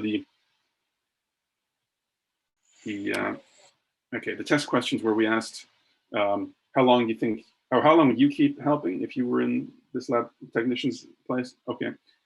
And also we asked them, so sometimes the robot has to stop to recalibrate its sensors. This requires the entire activity be stopped and can take place anywhere from a few seconds to 10 minutes. If you were in John's place and the robot had to pause to recalibrate, how long do you think you would wait for him before giving up and leaving? And it's a, I actually don't remember what the response options were. That doesn't look right. I'll have to check that. Anyway, and then we also asked how coordinated people thought the joint action was. So we predicted in the high coordination condition, they would say that they would persist longer, they'd be more patient, and we were hoping that they would also perceive that as being more coordinated. We didn't find that. So for the persistence and the patience questions, we found no difference between conditions. But we also found that people didn't perceive the one interaction to be more coordinated than the other. So that was disappointing. But what we did find was when we asked people, or we found a correlation. So the more coordinated they saw the interaction as being, irrespective of condition, the more they think they would persist and the more patient they would be. So that's what you see here. So there's a correlation between perceived coordination and perceived commitment operationalized as we did. So yeah, while that experiment didn't really work out, I think this, which was an exploratory analysis, it does suggest that it could be worth exploring this further. So yeah, just to come to the end, we have, I think, some preliminary evidence that a sense of commitment is possible in HRI, which may help to sustain motivation in the face of under and over performance, may also help in boosting humans' motivation to beneficial but boring or effortful tasks. And then, of course, this all highlights the need for reflection and discussion about the ethics of this. So yeah, do we want to design robots that can elicit a sense of human commitment on the part of human interactants? Obviously, that is something that we need to think about carefully before we race ahead doing it. So thanks, and thanks also to these wonderful people who've helped collaborate on these studies. Thanks very much, John. Great talk and fascinating robots and research questions. Okay, we have time for some questions. The first one is, okay, so the first is sort of a quite general one about this idea that people might be motivated to meet others' expectations. Do you think this could apply also in one-shot interactions, not just long-term repeated interactions? Yeah, it's a good question. We let's see. I mean, I guess I would say that to, at least to some extent, the idea is that we have evolutionarily we've developed a preference for meeting expectations, and in particular expectations about actions that others are depending on us to do, and that's a means of maintaining good relationships and a good reputation. And if there are going to be more interactions with the same person in the future, then that should be all the stronger, of course. But yeah, I wouldn't think that it's necessary for there to be future interactions. But that's something that we could test. Okay, let me just add a quick follow-up question on that, because I suppose in a way, in the long-term picture, you are addressing also how expectations are built, right? So the more we work harder together, the more we form the expectation, right? Not just in one shot, I suppose the expectation comes from just social norm or something like that. Right. Yeah. Exactly. Yeah. Okay. This is okay. The question is specifically to the snake game. Was persistence longer in the no deception treatment? Sorry, was persistence longer in the no deception treatment than in the other treatments? And if this is correct, why do you think was that? Yeah, good observation. Yeah, that's true. We didn't expect that, but yeah, quantitatively it's longer. So the first thing that we did was we ran an ANOVA to see if there was an effect of experiment on that, and it wasn't significant. So quantitatively it's longer, but the difference wasn't significant. So for that reason, I wouldn't read too much into it. so that's a between subjects factor, whereas in each experiment we were making within subject comparisons. That could be the reason why. But I mean, I would speculate that there are multiple factors at work. So in this experiment, if I'm a participant, I'm bored, I can infer that the other person is probably also bored, and I don't want to keep going for too long because I think, well, I don't want to keep them here forever. But in addition to that, on some trials, I think, well, they did do that long captcha, so I don't want to stop too early. So that sense is maybe counteracting the sense that we need to finish this quickly because it's boring. So you have more of a conflict in the scenario where you think it's another person compared to where you don't think it's a person. Thanks. Nice. I suppose, could it be also the other way around? Could it be, well, actually, I'm going to happily sit here and play longer, but since there's this other human, I think actually they are pretty bored. So, so I want to not be nice to them or something like that. It is pretty boring. It would be hard to imagine that too many people would really want to stay longer than necessary. Okay, fair enough. Okay, the robot learning the letters task. Yeah. So the question on that. So did the robot perform the letters tasks when it was taught it? And an add-on. I wonder what motivated people to teach the robot. So the robot didn't actually perform the task.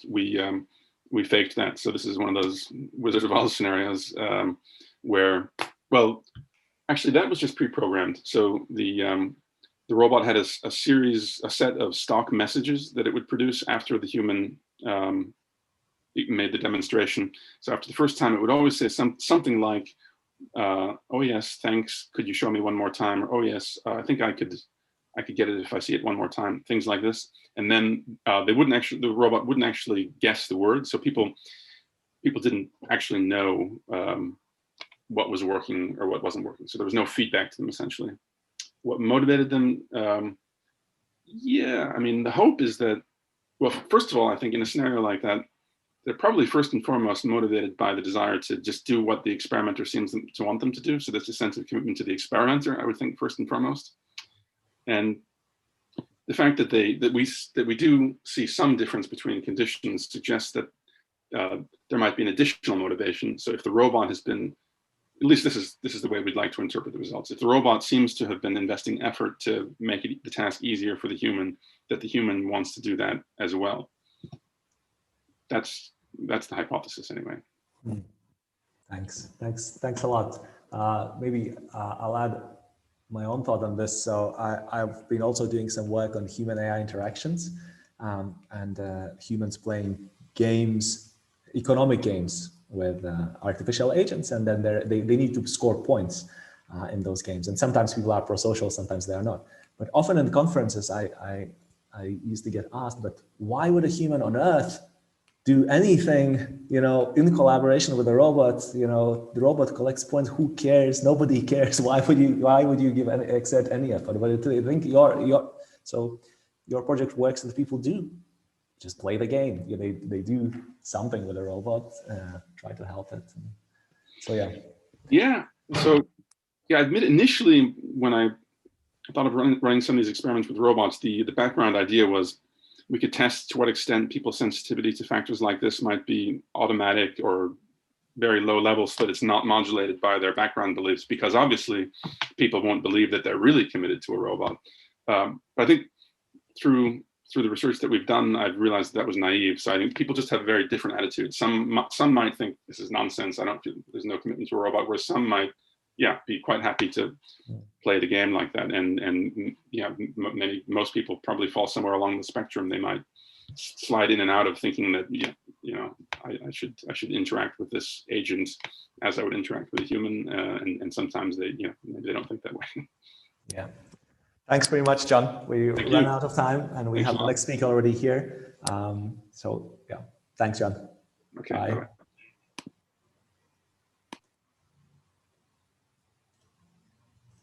Hello, B. Hello. Hi, yeah, we see you. Yeah, Hello. Hello, very nice to meet you. Thanks very much for joining us in the event. Our next speaker and the last speaker for today's sessions is P.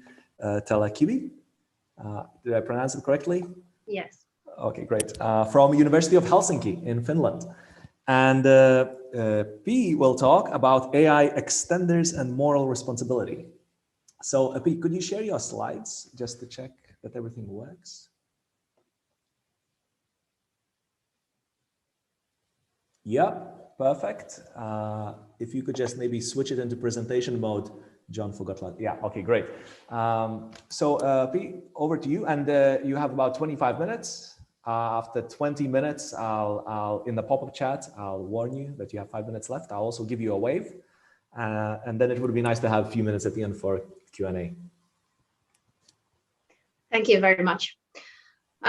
This has been a long day, so I try to keep you awake still for the last half an hour, but it's very, very great to be here. And thank you very much, Jörgis and Merlin, other organizers. So as you already said, I'm going to talk about AI extenders and moral responsibility. And this presentation is based on a work that we have been doing in our research projects in University of Helsinki. So these are my colleagues in there. And I have to say that this is still very much a work in progress. So we are very grateful if you have any comments, and you can send them to me or to my colleagues. Maybe you saw Raul's talk already yesterday. He was presenting here in this conference as well. And I also have to give credit to this great paper by Jose Hernandez Oralo and Karina Bolt. They have really invented this whole concept of AI extenders. So this work is very much inspired by their work as well. They have also another paper by the same topic. So this has been a source of inspiration for what I'm gonna say now. And what I'm gonna do is, so first I'm gonna explain what I mean by AI extenders. What are they? And one way to do that is to differentiate them from what I call basic extenders, and then also from autonomous AI systems. And then after this sort of introductory section, we go to the sort of like main point, which is this AI extenders and moral responsibility. So the point is to ask how this kind of extenders could affect moral agency and hence moral responsibility. And is it relevant at all? And two ways of doing this is to ask or check if there are cases where moral agency is increased, or are there cases where moral agency is decreased. And then I have some preliminary conclusions to this, and then I will conclude by giving you some further or open questions in the end. Okay, so let's see what I mean by AI extenders. So AI extenders are these devices that use AI technology that we can extend our cognition or mind with. And like I said, this concept comes from Hernandez Oralo and Bolt's work, and the sort of background theory behind this is this extended mind hypothesis or extended cognition hypothesis by Andy Clark and David Chalmers. I will talk a bit more about that soon. So in this kind of system where you have the agent and the extender, it needs to be tightly coupled so that a hybrid system is created. And that degree of coupling really is crucial for that we can call something an extender. So it cannot be too little or too much, because then otherwise it would be something else. So for example, it can be devices, like we have so many this kind of apps in our smartphones and tablets that we use all the time, that use, like, for example, auditory, visual, tactile recognition technology, and also wearables like robotic clothes or smart clothes, smart shoes, rings, belt, and whatnot. And this kind of technology and devices can be used for many, many purposes. For example, they could be very useful for patients with different kind of mental disorders, like, for example, Alzheimer's or autism or learning disorders, for example. And why is this important then? So this kind of discussion is completely missing from, first of all, in the philosophy of AI field, and also in the extended mind field. So in the philosophy of AI, discussion about coupled systems, so this kind of systems where the device is really a genuine part of its user's cognition, is missing. And then on the other hand, in the extended mind literature, this kind of devices that are based especially on AI technology is missing. So this is a sort of project that is combining these two fields. Okay, then let's go to this, what I said that is the sort of background theory behind AI extenders. So the extended mind. So the most famous example of extended mind comes from this paper. That is, here's a picture of the start of the paper by Andy Clark and David Chalmers that was published in 1998 in Analysis. And in this paper, they argue that that it is not the location of the process that is important, but it's the function. So if a process is cognitive or not depends on its function and not on its physical location. So in this paper, they have this famous example of this Otto who has really bad memory, and he uses a notebook where he writes down everything that he needs to remember. And they claim that this notebook plays the same role as a biological memory plays for somebody who has normal biological memory. So different kinds of non-biological tools, devices, instruments can become part of the constitutive material basis for certain cognitive processes. Later, other people have argued this kind of same arguments for other mental capacities as well, but in this original paper, they are only talking about cognition. So they have this demarcation criteria in these papers. They say that the external device has to be constant for its user. It has to be easily and directly available. It needs to be reliable and automatically endorsed. In this criteria, they are really thinking something like this notebook that Otto is using. And it's important to notice that brain functions are still obviously necessary. We still need the brain, of course, but brain is not always sufficient when we want to explain some mental phenomena. And so what we learn from this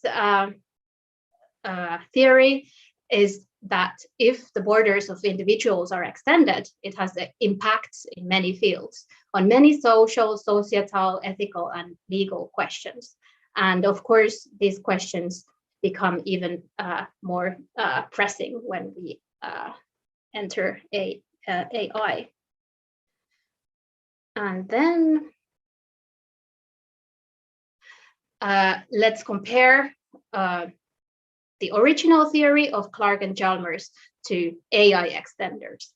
So, like I said already, so far in extended mind literature, the focus has mainly been on traditional tools like pen and paper or this parade example notebook. But how does the setting change is if instead of this kind of basic traditional tools, the external part is an AI system. So with AI extenders, there are suddenly way more opportunities, but also risks. And especially ethical questions are more pressing with them because they are so much more powerful. For example, an AI system can be controlled by third parties. For example, if you think about somebody using Google Maps, then Google can have access to it. So there is a way bigger risk of misuse in AI cases compared to basic extenders. And there might be some differences in this so-called mutual manipulability. So one demarcation criteria that many people have used is that the agent and the device need to be somehow mutually manipulable. So, but when you have a basic extender, for example, a notebook, it's not really manipulating the user so much. But if you enter AI, it has more potential to develop control over the user, or it can start manipulating the user. So there are important differences between when we're talking about AI extenders and traditional extenders, but the basic idea behind them is the same or similar. And then this is sort of obvious, but it's good to bear this in mind as well, how AI extenders differ from autonomous AI systems. So these AI extenders are not supposed to be autonomous. So this is not about this kind of, that I have pictures in here that are usually considered as autonomous in the sense that they function without direct human control. But, and yes, like I said, so research in philosophy of AI has often focused on this kind of AI and not of these hybrid systems so much, especially when responsibility is in question. So instead of autonomous AI extenders are under control of the human user, or at least they are supposed to be, and they are the extenders are non-autonomous parts of a hybrid system, but the system as a whole then is an autonomous system. And they are tightly coupled, and there is direct control. So they are very different from like a robot Hoover, because they need to be under direct control of the user. And the interaction between the agent and the extender is crucial. Okay. So then we go to the topic of moral responsibility. So the question is that what is the impact of AI extenders on the moral status of the agent? And this situation seems new because previous arguments don't seem to apply in the same way. For example, my colleagues in our project, Raul and Pekka, have argued that AI agents cannot be moral agents and hence not morally responsible because they are not autonomous, they lack autonomy. But AI extenders are not even supposed to be autonomous.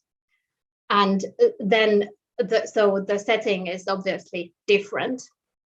And the question is that is the moral status of the extended agent different from the bare human agent without the extender?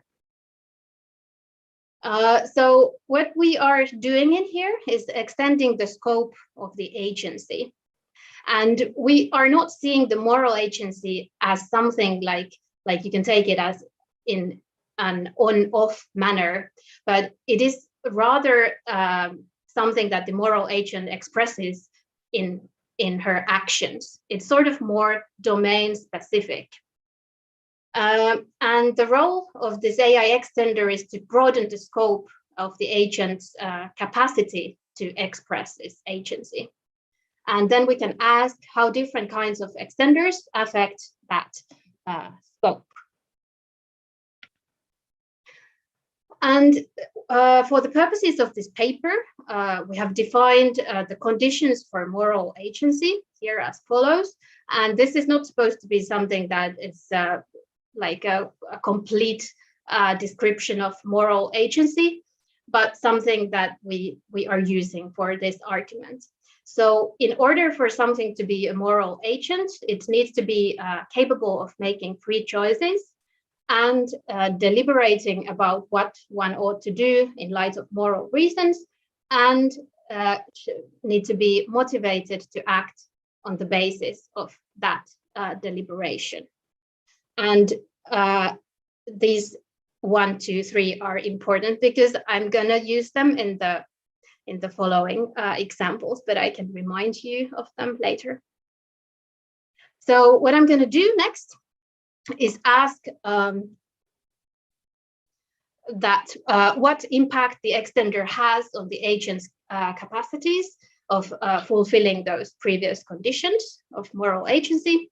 And so if the extended agent simply inherits capacities of the human agent, then the extender doesn't affect the moral status. So if it stays the same, then there is no effect, and we can say that it doesn't have any effect on the moral status or agency. But interesting cases would be those where the extender makes a difference to the moral status, and also the other way around, so that the effect is lost when the extender is removed. And so I go first, okay, let's go back a bit. I go through these examples, but like I said in the beginning, this is a work in progress. So these are just preliminary examples. And if you have comments on these later, I am very happy to hear them. And these are not some like final solutions, but just some interesting thoughts like how could we do this? Okay, so first, let's think about cases where AI extender would increase moral agency. First, let's think about a person who's incapable of making decisions.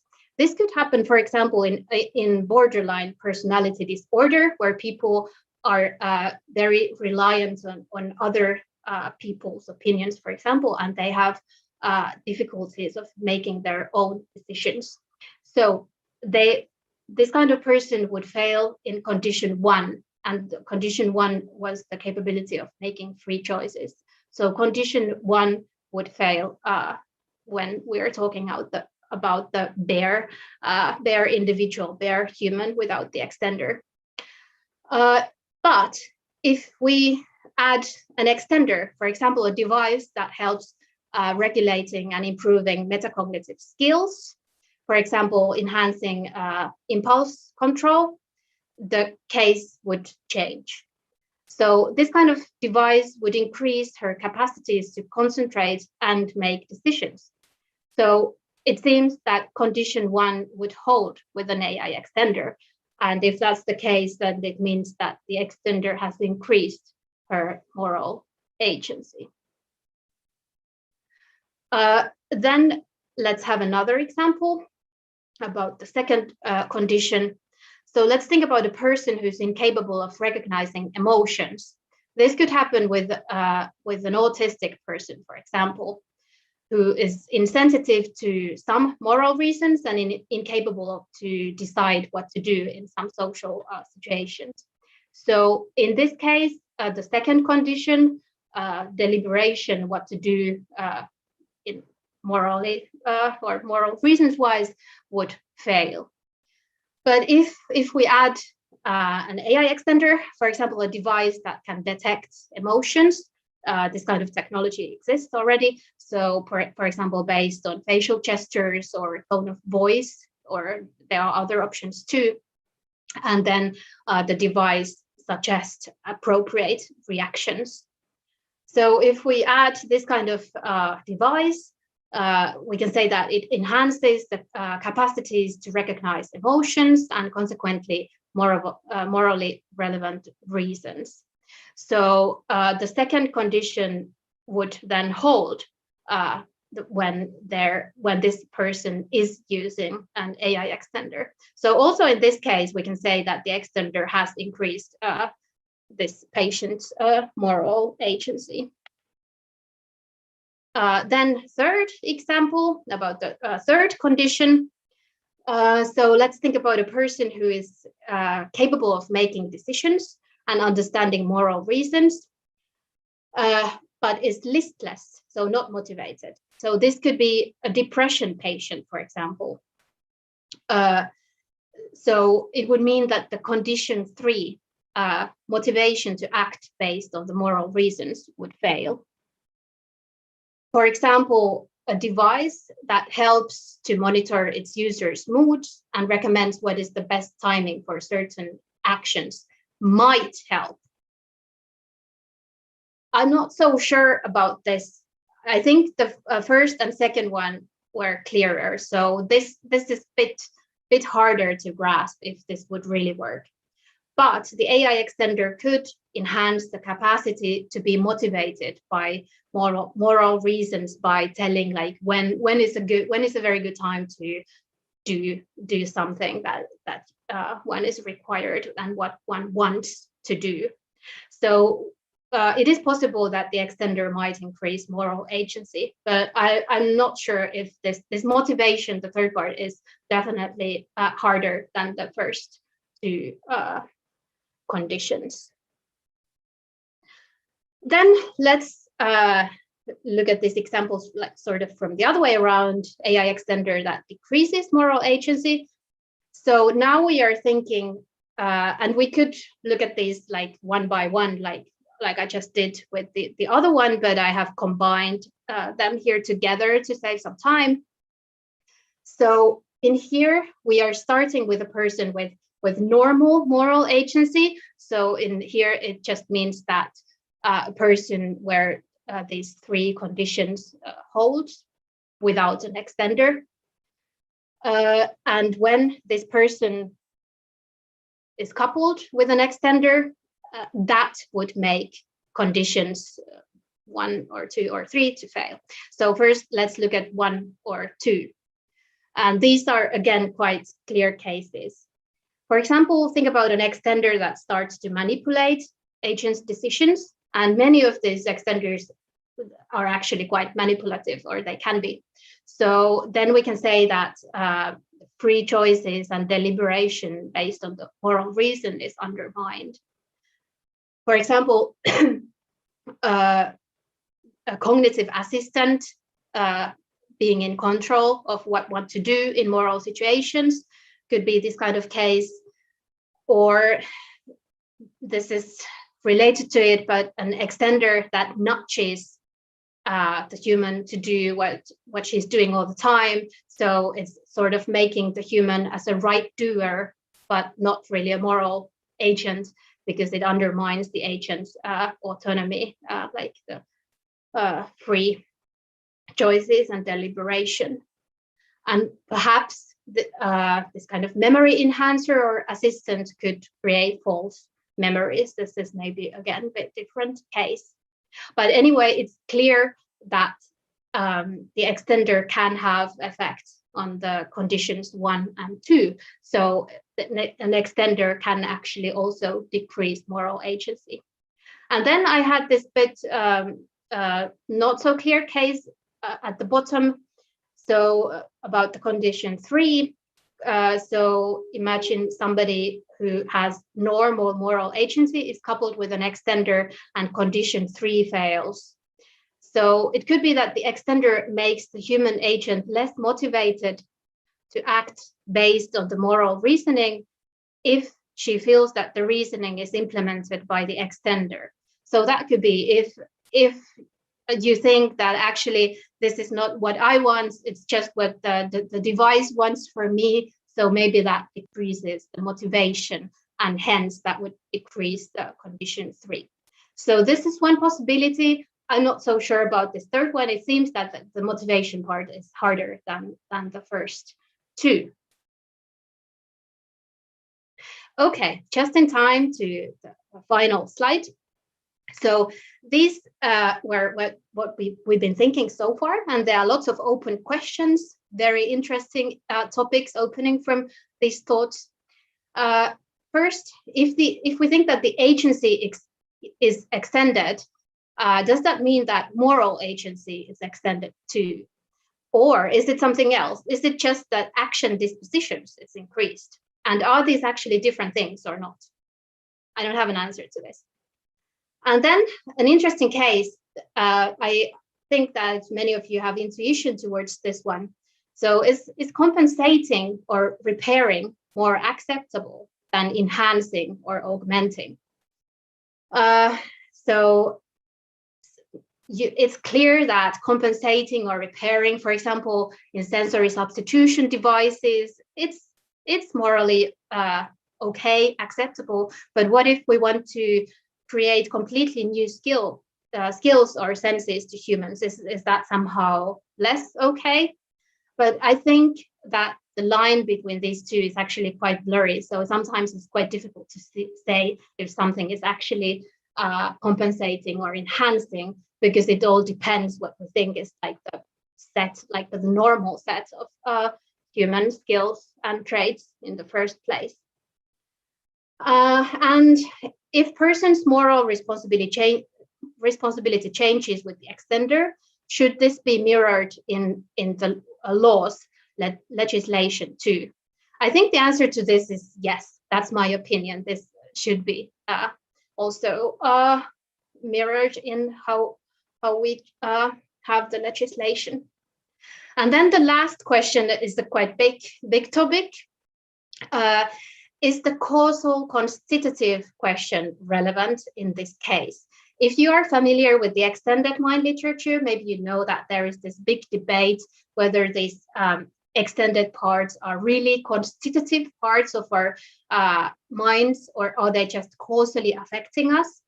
But my question here is not that. My question is, does this whole question even matter in the case of AI extender and responsibility? So does it matter whether the extender is seen as a genuine part of the moral agency, or if it's seen just something that affects it?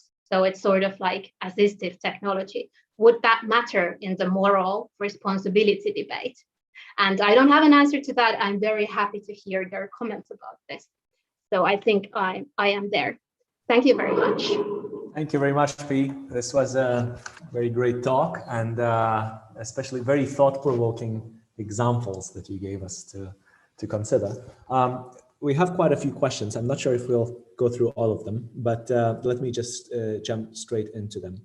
So the first one is, AI extenders. I just need to slightly rephrase, I suppose. AI extenders, should we think them as extending the mind, or should we think them as extending our perception? Yes.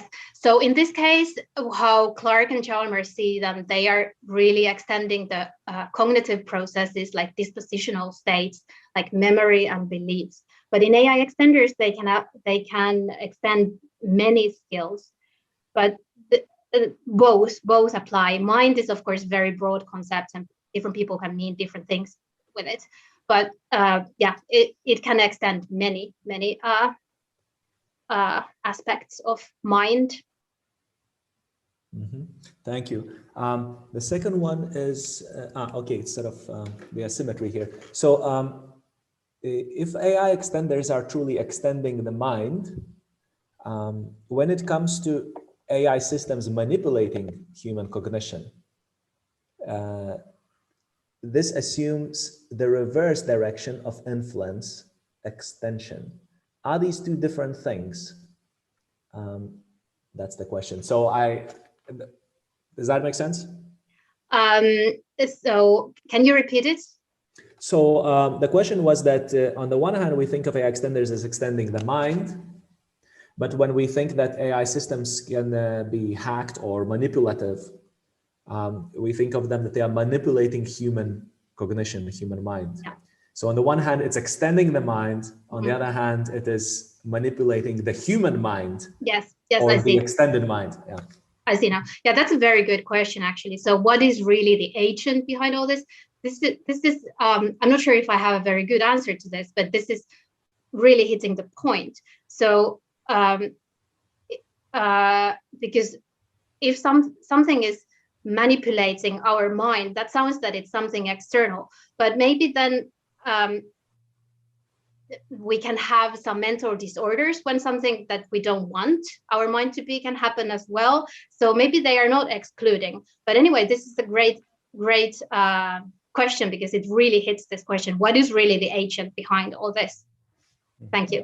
Great, thanks very much. I think we have to stop here. It's already 5:30, but there are more actually questions, and I had also some questions which I didn't get the chance to ask, and they are in the chat of the live stream. So maybe you can have a look, and if you have a few minutes, you can also respond there. Thanks, Bea. Thanks very much for joining us. Hope to see you Thank you very tomorrow. much for having me. Thank you. Okay.